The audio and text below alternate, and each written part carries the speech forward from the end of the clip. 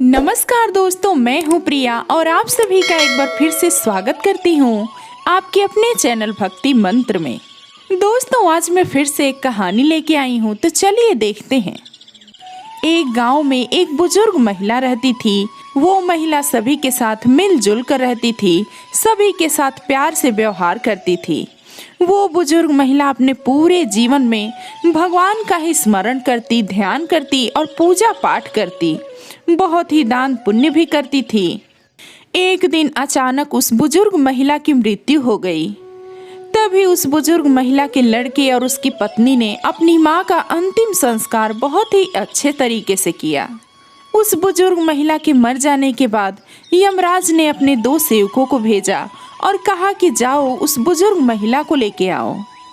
यमराज के सेवक उस बूढ़ी महिला को लेने के लिए धरती पर आए और वो बूढ़ी महिला को लेकर साथ में जाने लगे।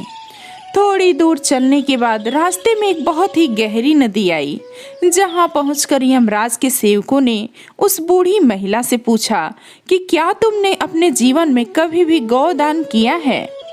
तब वो बुजुर्ग महिला सच्चे मन से गाय का ध्यान करने लगी। जैसे ही गाय का ध्यान करने लगी, वहां पर अचानक से एक गाय प्रकट हुई, जिसकी पूंछ पकड़कर वो बुजुर्ग महिला उस नदी को पार कर गई। फिर थोड़ी दूर आगे चलने के बाद रास्ते में बहुत सारे काले कुत्ते आ गए, जिनको देखकर यमराज के सेवक उस बूढ़ी महिला से पूछने लगे कि क्या तुमने अपने जीवन में कुत्तों को दान दिया था। तब वह बूढ़ी महिला एक बार फिर से सच्चे मन से कुत्तों का ध्यान करने लगी। तब वहां से सारे काले कुत्ते अपना रास्ता बदल कर कहीं और चले गए और फिर वह बुजुर्ग महिला और यमराज के सेवक आगे की ओर चल दिए। थोड़ी दूर चलने के बाद एक कौवा उस बुजुर्ग महिला के सिर पर अपनी चोंच से कड़ा प्रहार करने लगा, जिसको देखकर यमराज के सेवक उस बुजुर्ग महिला से पूछने लगे कि क्या कभी तुमने अपने जीवन में किसी भी पंडित या ब्राह्मण की लड़की के सिर पर तेल से मालिश की है या नहीं।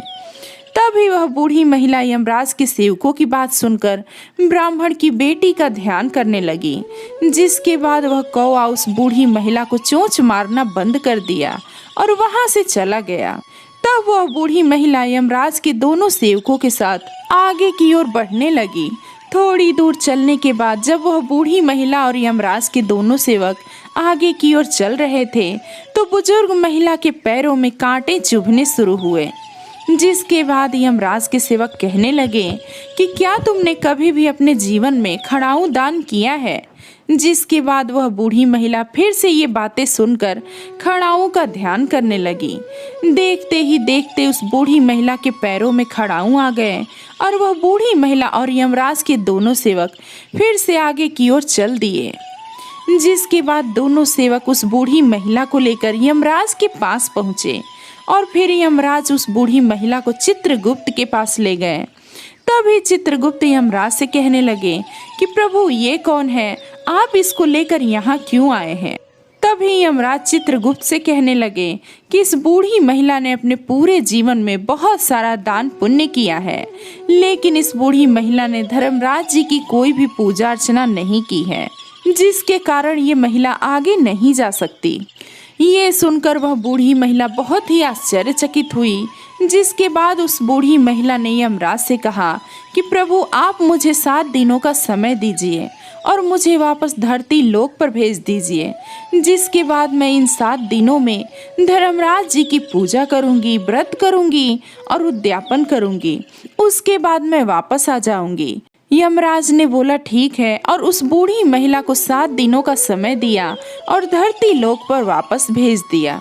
धरती लोक पर वापस पहुंचकर जब सभी लोग उस बूढ़ी महिला को देखने लगे, तो डर के मारे भागने लगे और कहने लगे कि भूतनी आ गई, भागो यहाँ से, भूतनी आ गई।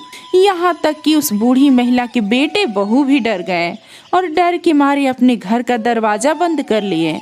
फिर वो बूढ़ी महिला अपने बेटे और बहू को सभी बात बताई और बोला कि मुझे यमराज ने 7 दिनों का समय दिया है, क्योंकि मैंने धर्मराज जी का कोई भी व्रत नहीं किया था, उद्यापन नहीं किया था, जिसको ना करने की वजह से मैं स्वर्ग लोक में नहीं जा सकती।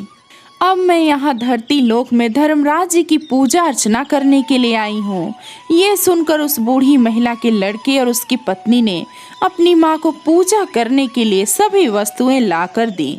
फिर वो बूढ़ी महिला धर्मराज जी की पूजा करना शुरू की। जब वो महिला धर्मराज जी की कहानी सुनाना शुरू की तो सभी लोग वहाँ से उठकर भागने लगे। इसके बाद वो महिला अपनी पड़ोस में एक महिला से कहानी सुनने की विनती करने लगी और वो महिला कहानी सुनने के लिए तैयार भी हो गई। जिसके बाद वह बुजुर्ग महिला उसको पूरी कहानी सुनाई और पूजा अर्चना करने के बाद 7 दिन बाद धर्मराज जी उस बूढ़ी महिला से प्रसन्न हुए और उसको स्वर्ग में जाने के लिए अपना विमान भेजा।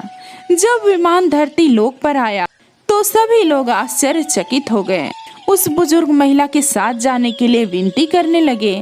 तब वो बुजुर्ग महिला सभी से कहने लगी कि जब मैं धर्मराज जी की कहानी सुनाती थी तो आप लोग कहानी नहीं सुनते थे, इसलिए आप विमान में नहीं जा सकते। मेरे साथ सिर्फ ये मेरी पड़ोसी जिसने ये कहानी सुनी है वो जा सकती है, क्योंकि उसने पूरी कहानी बैठकर सुनी थी।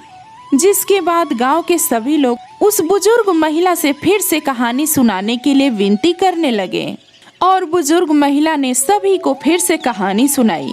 जिसके बाद सभी लोग उस विमान में बैठकर स्वर्ग लोक पहुँचे। स्वर्ग लोक में सभी लोगों को देखकर धर्मराज जी कहने लगे कि मैं तो सिर्फ इस बुजुर्ग महिला के लिए विमान भेजा था, यहाँ पर तुम लोग कैसे आ गए। तभी वह बुजुर्ग महिला धर्मराज जी से कहने लगी कि हे धर्मराज जी, मैंने अपने पूरे जीवन में जितना भी पुण्य कमाया है उसका आधा पुण्य इन सभी को दे दीजिए। जिसके बाद धर्मराज जी सभी लोगों को स्वर्ग लोक में जगह दिए। दोस्तों, जो व्यक्ति धर्मराज जी की कहानी का श्रवण करता है या कहता है, व्रत करता है और पूजा अर्चना करता है, उस व्यक्ति को मोक्ष की प्राप्ति होती है। तो दोस्तों, मैं उम्मीद करूंगी ये कहानी आपको अच्छी लगी होगी। आप अपने विचार कमेंट में ज़रूर बताएं। अगर आप मेरे चैनल पे नए हैं तो मेरे चैनल को सब्सक्राइब करें, वीडियो को लाइक करें, शेयर करें। साथ ही अगर कोई सुझाव हो तो कमेंट करके वो भी बताएं। मिलते हैं कुछ और नई कहानी के साथ, तब तक के लिए राधे राधे।